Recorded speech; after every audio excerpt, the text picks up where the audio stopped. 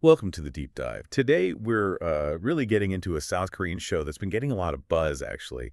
It's called Adventure by Accident, Season 4. Right. It's an NBC production, major broadcaster there. And it's out globally on Netflix, which is how a lot of international viewers are seeing it. Exactly. And our focus today, it's pretty specific. We're looking at the main guy, Kian, Sometimes called Kian84. yeah, Kian84, specifically his time in Nepal and his interactions there. Because something really seemed to happen there, didn't it? For this deep dive, we looked at a bunch of online viewer comments. Really interesting stuff there. Yeah, direct reactions. And we've also got transcripts from a couple of YouTube channels. Those are great because they give us the actual dialogue, especially Yeah. between Kian and a young Sherpa he met, Tamang. That's the core of it. So our Yeah. mission today really is to figure out what about Kian meeting Tamang resonated so strongly. Right. What was it? Was it the connection, the cultural exchange, I don't know, the raw emotion in what's essentially a travel entertainment show? Let's unpack that. Okay, so starting point. Well, initial impressions. How did viewers first react to Kian Palsai's approach with Tamang? Well, the word that kept coming up again and again was respect. Mm-hmm. Not pity. That was a key distinction people made. He treated Tamang like an equal, almost looked up to him in some ways, rather than looking down. Yeah, which sounds, it sounds simple, but viewers clearly felt it was different. We saw comments like, Kian doesn't mistreat others even though he mistreats himself. That's his charm. That's an interesting take on his personality, yeah. It is the straightforward, Kian respects the boy, Mm. doesn't pity him. It suggests his basic way of interacting just landed differently. It really did, and some viewers even went a step further, didn't they? Mentioning something about, like, a fatherly vibe. Yeah, it was interesting. The idea that Kian Pelsai provided this sort of unconditional warmth, almost like a father figure, to Tamang. Especially since Tamang is described as quite young, but already a caregiver himself, maybe without that strong paternal figure in his own life. Right. It's an interpretation, of course, but it shows how deeply Kian's actions were felt. Like that moment someone mentioned, Kian covering Tamang with a blanket when he was sleeping. Oh yeah, and then Tamang secretly getting him that small gift back. Those little moments, they build something real, don't they? Totally.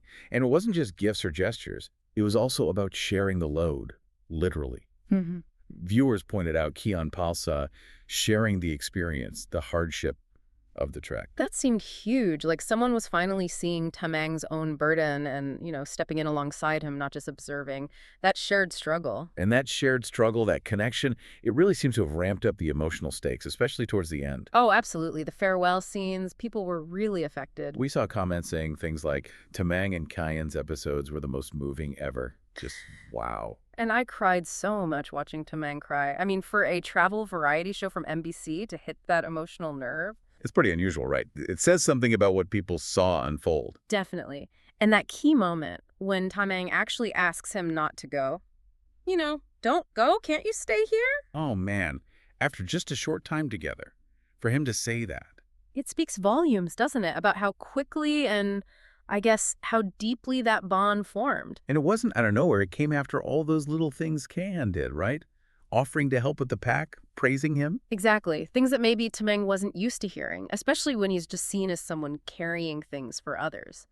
That validation. Someone described the whole thing as healing. That feels like a strong word, but maybe accurate. I think so. And others talked about Kian Palsai's warmth and sincerity that no one can imitate. It wasn't just being nice. It felt, well, real. So let's talk specifics, those acts of kindness. Right. Buying Tamang sneakers, that was a big one people mentioned. Yeah, and the way he handled it, tactfully sort of deflecting about whether they were genuine or not, saying it was a new brand, just very thoughtful. Didn't want to cause any awkwardness, and offering to buy clothes, too. It felt personal, not like a big showy gesture for the cameras. And maybe that's why it hit home. Viewers felt it was genuine intent. Some comments even contrasted it, saying, would another celebrity really endure carrying heavy luggage, staying in those basic places, if it wasn't coming from a real place? Good point. It does stand out from shows that are all about, like, fancy hotels and easy travel. Yeah. This felt earned. Right. Grounded. And you saw the result in viewer reactions, people wanting Tamang to get more opportunities, like being invited to that other show, Ujian You Go. Welcome, first time in Korea. Yeah. It shows they really connected with Tamang, too, through Kian, and wanted to see more of him. It speaks to Kian's ability, maybe, to just connect with people on their level, Yeah. eye to eye. Definitely. Which kind of leads into those shared moments and the cultural exchange bit. The YouTube transcripts gave us some gems there. Like when Kian asked Tamang about his dreams. That was lovely. Yeah, really touching. And Tamang says he wants to be a singer. And Kian's reaction, it wasn't dismissive at all, was it? He was like, yeah, it's tough, but he didn't crush the dream. So supportive, which is huge for a young kid, you know? Absolutely. And then they actually tried to sing together. Yeah. Tamang was shy at first, apparently, but then sang beautifully. And Kian promised to sing for him properly later up in the mountains. Just finding connection through music despite the language barrier. Those moments are powerful. And they had this plan, right, to trek to Namche Bazaar, see Mount Everest. With Tamang as the guide. That flips the dynamic, doesn't it? Yeah. Puts Tamang in the expert role. More respect. Totally. And even the mundane stuff, like staying overnight in those basic lodges. Sharing blankets, talking frankly about not being able to shower. It's just real life, isn't it? Strips away the pretense. Makes it feel even more authentic. And apparently there was some joke about someone's smelly socks in the morning. Huh. Yeah, those little relatable, slightly embarrassing moments, they build camaraderie, don't they? They really do. So the journey itself, the actual trek, that obviously played a huge part in cementing the bond. Shared physical effort. And when the other Sherpa, Rai, had to leave, it was just the two of them really tackling it. And Kian apologizing for Tamang having to carry his share, too. Again, just that consideration. Yeah, and learning that Tamang sings to himself when he works alone, Mm-hmm. it adds this layer of understanding. Like Kian got a glimpse into his world. Coping with loneliness, it makes their shared time seem even more significant. And navigating that terrain. Yeah. Crossing the Hillary Bridge together, that's intense.